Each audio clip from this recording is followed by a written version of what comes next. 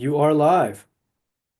Alrighty, welcome everybody to House Energy and Digital Infrastructure. It's February 27th, and we are here to continue our practice of trying to let everybody who introduces a bill that's referred to our committee have a chance to give it a pitch and explain to folks, why they've introduced the bill. So we're here today with Representative Mike Murwicki.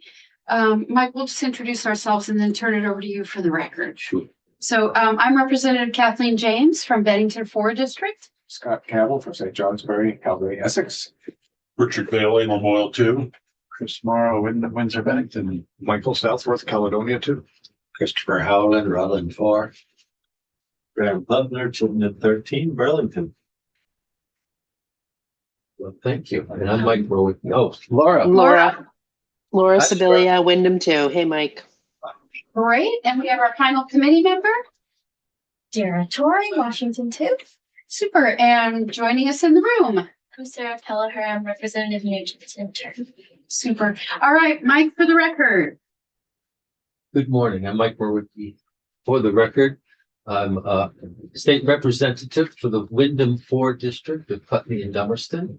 I'm another Southerner, and it's good to see that the Southerners are well represented in this. And I define that as anybody below Route 4, as most other people seem to do in the state. So that's, but there's a I feel single now. Indeed. not that we're people that have grits and gravy for breakfast every, but we do take care of the banana crop.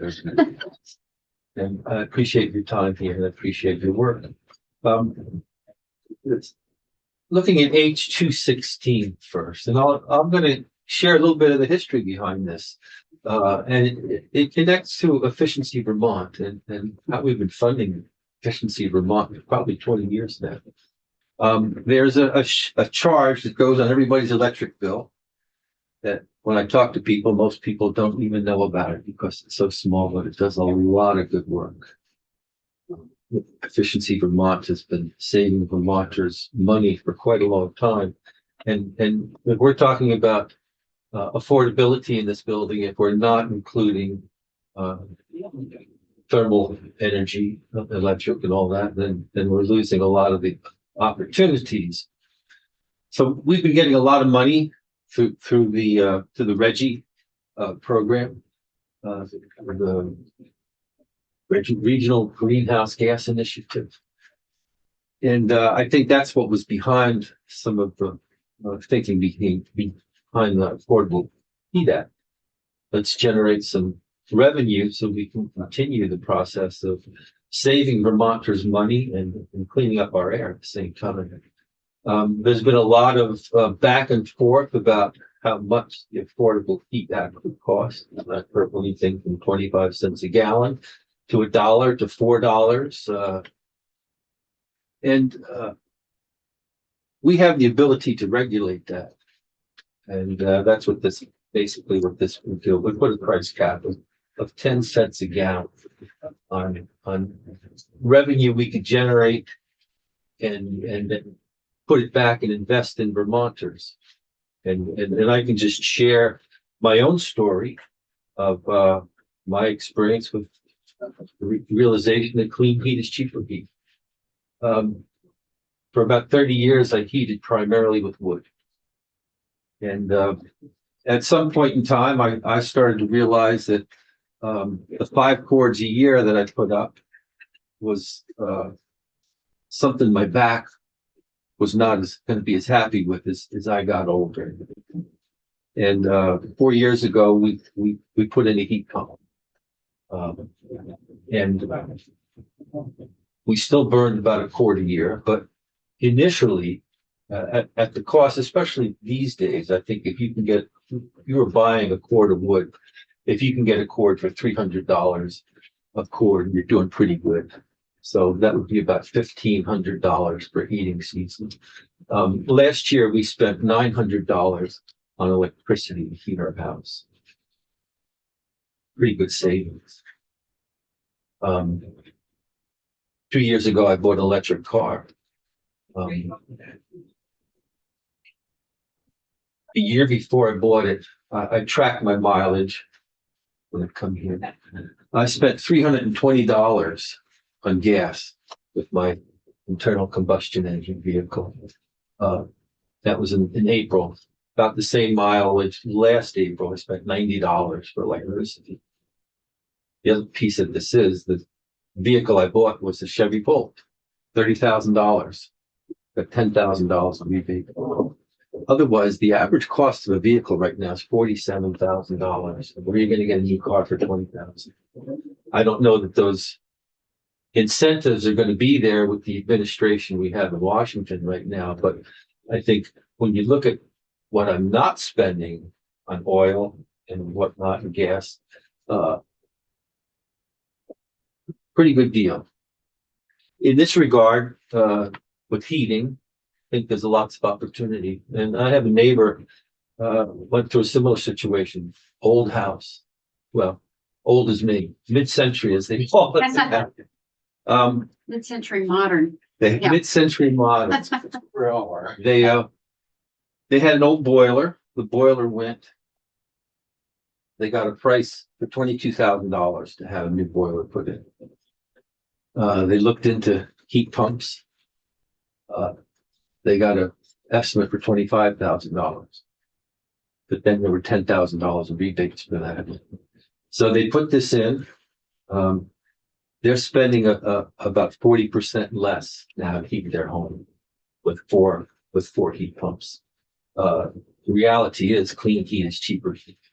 When you get past the initial outlay, and we can continue incentives, and I don't know if that's something on your docket. To look at what's will or will not happen with federal funds, but this is an opportunity for us to put some money, make some investments, and help Vermonters both save some money and reduce our carbon footprint. So, I'm just looking at, it says a short form bill. Yeah. That would move the clean heat standard forward, but have a price cap. Yeah. At no more than 10 cents per gallon for the first 5 years. Okay. Yeah, that's right. I'm just curious, did you speak to NPUC? Like, how did you finesse this particular amount? This was a starting point, and I will share my philosophy here with bills. I've been here long enough to see scores of bills that our lawyers put hours and hours of time that never get off the wall. And it's my own personal philosophy that I'm not going to put in a bill other than a short form bill until I know a committee is going to take it up.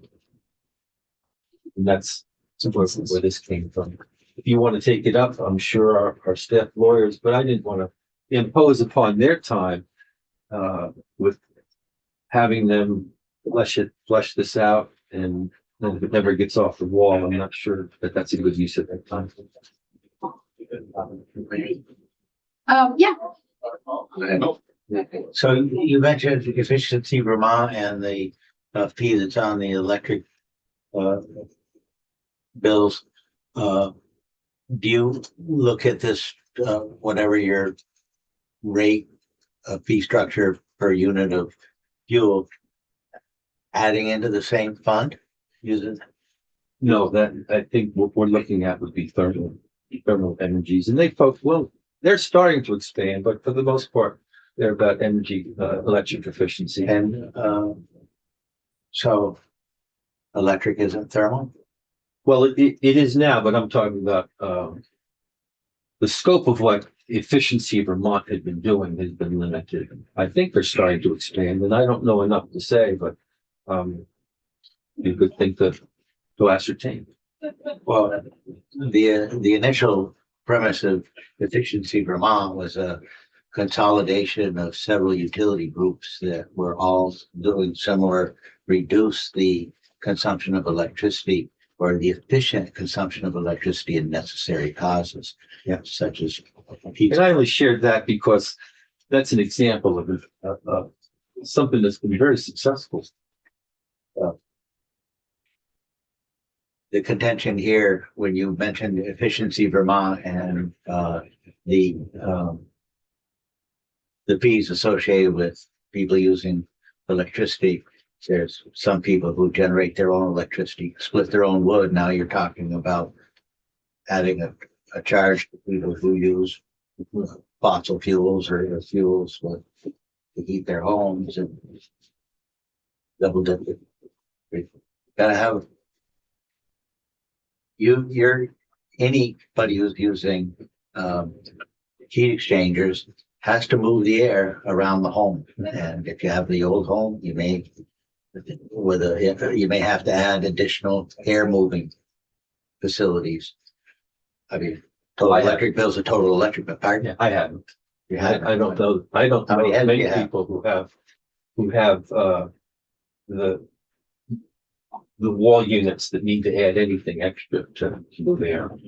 So if you only have 2 head units and you have a 1 floor and a lot of floor space, you just move it by convection. So, That's been my experience. yeah, so just to stay focused on Mike's short form bill here, just his basic idea he's pitching to us.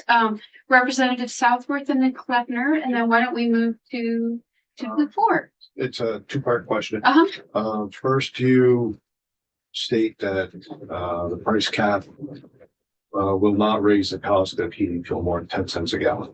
How did you arrive at that? This is a starting point. I don't have any data, and as I said, I wasn't going to ask Ledge Council to start doing research on that until it was determined that you were going to take the bill up. So that may or may not be accurate. What, the The 10 10 cents? cents. Yeah.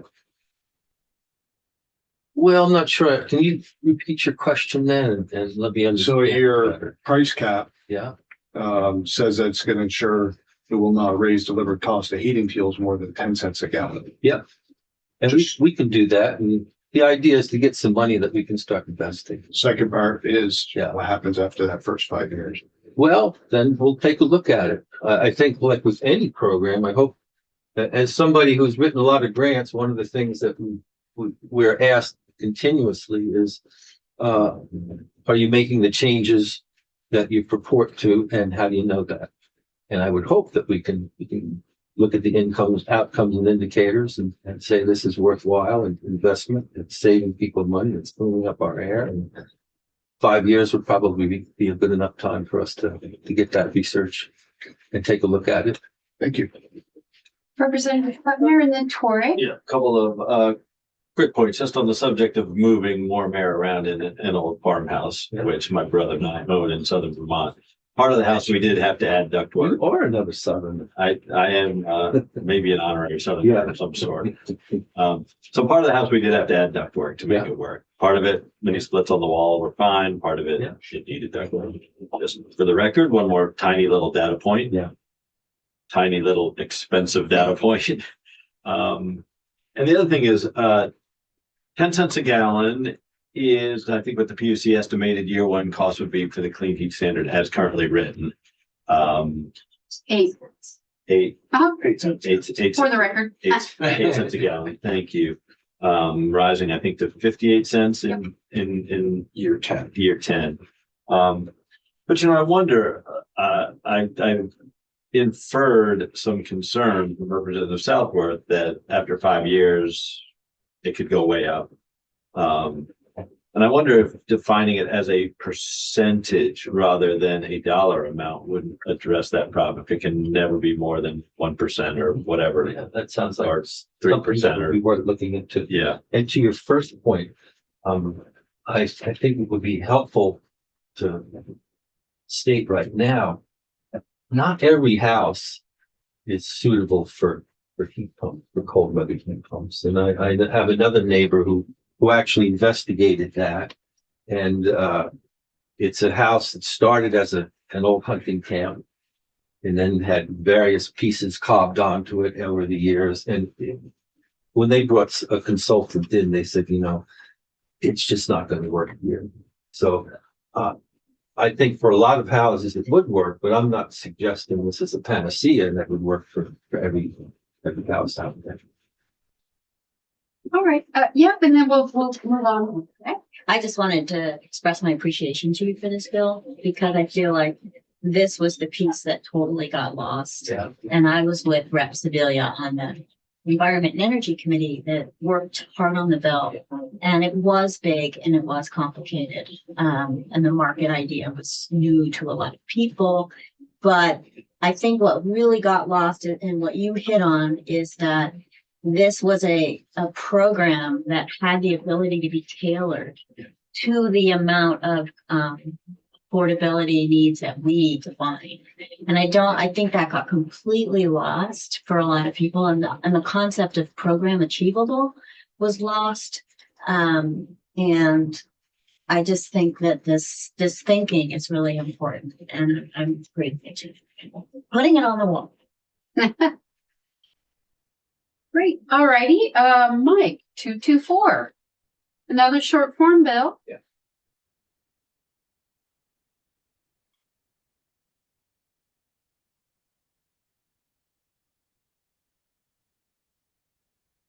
This may seem a bit redundant, the bill that I just put out there. But it's another way of looking at how we could put a charge on thermal energy and create some capital that we could start to reinvest in promoters. And this bill would basically say, take the public utilities recommended benefits charge. And so if I'm understanding it, Wiki,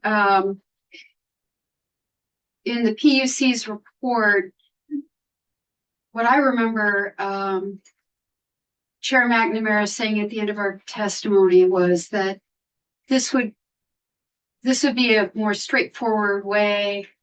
I always say, I hate paraphrasing other people, but that this would be an alternative or more straightforward way to achieve the same idea of raising some money that we could plow back into incentives without the complicating factor of the whole credit market, which I think was a complicated part of the clean heat standard idea. So simply a charge, just like how we see a charge right now on our electric bills, this would be a similar charge, a capped charge that you would see on your heating bill that would raise revenues, and the revenues would be returned to folks in the form of incentives and discounts. Yeah. On thermal energy work. Is that that's where you're going with this? And I would just add to that too. My understanding, because I don't use natural gas, but I'm seeing headlines that since the start of the heating season, natural gas has risen 25% just in a few months. And I don't know the factors that brought into that. I don't think many of us know really what factors drive fossil fuel prices. And we could have a refinery go down for a few weeks, and next thing, gas prices are going up 30, 40 cents. The price of heating oil has been relatively stable, but I think it's rising up. I do use propane for cooking, and you don't even want to know what I pay for propane. And trying to remember, but I think the last bill we got, we were paying about $4.50 a gallon for propane and tank, just for cooking. No pun intended, the prices are as volatile as the entity we're talking about. And the idea here is if we want to save people money, we need some capital to invest. So this is another way to start giving that.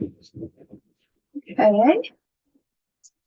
Yeah. And what's the mechanism for raising capital through 224?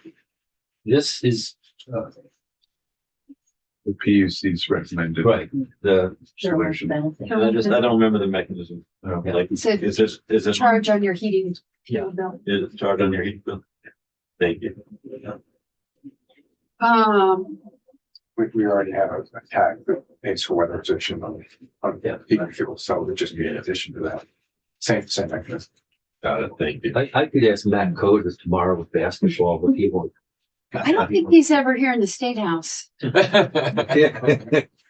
That's a joke. Okie dokie. Good. Idea number 3. Sorry, Matt, it is right there. Now, Here's a layout. Ah, you're gonna be there tomorrow, right? I will. yeah, on the- I sense a foul being called. Yeah. oh, yeah, that's right. Offensive. I've seen elbows. Yeah, whistle blown. Alrighty. Mike, idea number 3, 226.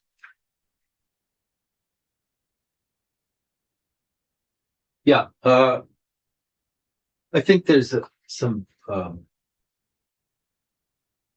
questions about, how much all of this is really gonna cost us. And, my own experiences I've shared. And if more and more people are seeing that clean heat is cheaper heat, especially when you get past the initial output. It's cheaper, it's cleaner, and if we're looking to help make Vermont more affordable for people, the more we can make that case that clean heat is cheaper heat, then let's do it. And that's what this would do. To hire somebody, a neutral party. I think you have there's perhaps bias on either side of this. And, there's an old saw that goes, there's at least 3 sides to every issue we have here. So let's try and find one that's more neutral. And, I can make the contention that clean heat is cheaper heat, and someone else might make the contention that it's not. So let's try and really determine what's what here.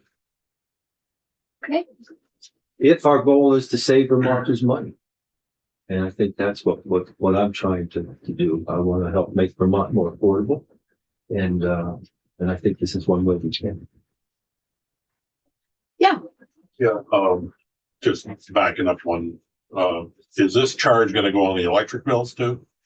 Not on this bill, but one prior to the 2 prior to that, they'll pay for thermal energy work rather than just the fuel oil and the gas. That'd be up to you here. Like just We here. already have one. Well, we've already got tax on for weatherization on fuel oil already.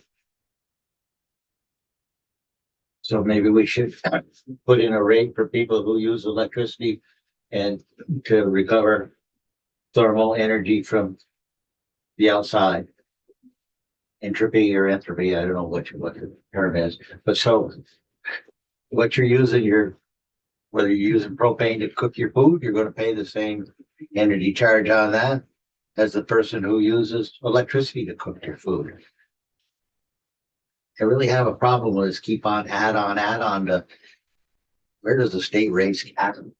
Well, at some point, I think we don't make investments, we're staying stuck. And I don't want to be a dinosaur here. And change is coming. We like to still think, some of us want to think that fossil fuels are an endless source, but at some point it's not gonna. And at some point, and there's another bill that I have in another committee where we're looking at the health effects of right here, clean air. Where asthma is now the 3rd leading respiratory illness, and there's a lot of research that there's a group, the Physicians Alliance for Clean Heat or for climate action. We're seeing a lot more medical research showing that right here in Vermont, the days we have thermal inversions, our air is not suitable for breathing. And if that isn't worth doing something about, then I don't know what is. It's not just about dollars and cents, but then there is the medical costs. And then when we start getting smoke from fires hundreds and thousands of miles away, part of this is, I think, what we need countrywide, worldwide, is a chain of action to address climate and to clean up our air. And I don't want Vermont to be the weak link or the missing link in that chain. All right. Great. And just a reminder to folks that I'm starting to put Representative Ricky, thank you so much for being here. I'm starting to try to put blue dots on, I hope I'm not messing up the Jack system, but a little blue dot in the lower right-hand corner of every bill where the sponsor has had a chance to come in and just give us a pitch, tell us their idea, tell us why they wrote the bill. Short form bills are actually, as Representative Murky said, they're pretty great because it's like, here's my idea.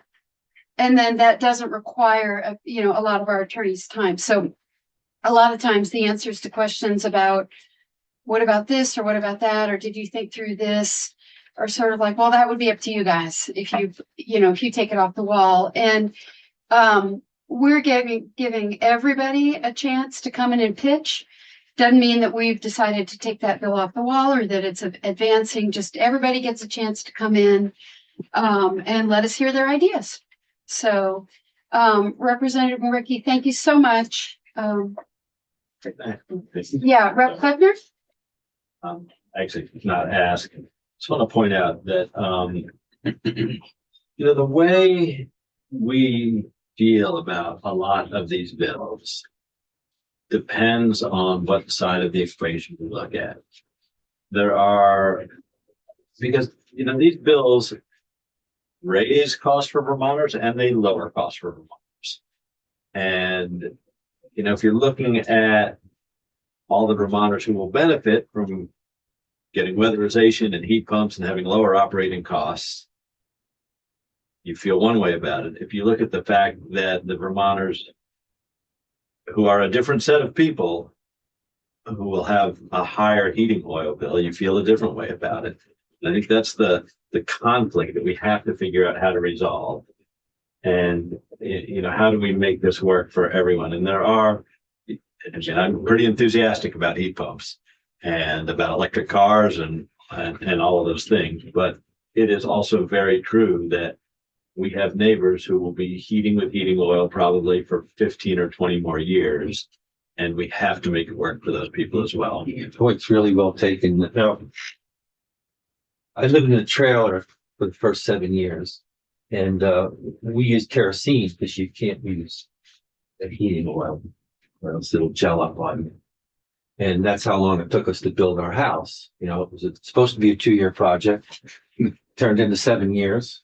Anybody that's built their house probably knows similar stories about that.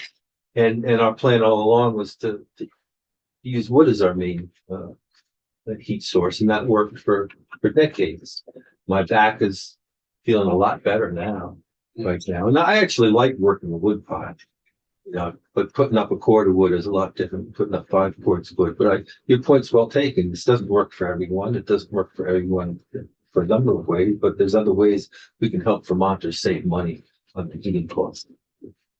Representative Torrey. Yeah, and I'd just like to add the concept of hybrid heating. Yeah. Which is really important because you may find you do need to get cooling in your house. You don't already have it.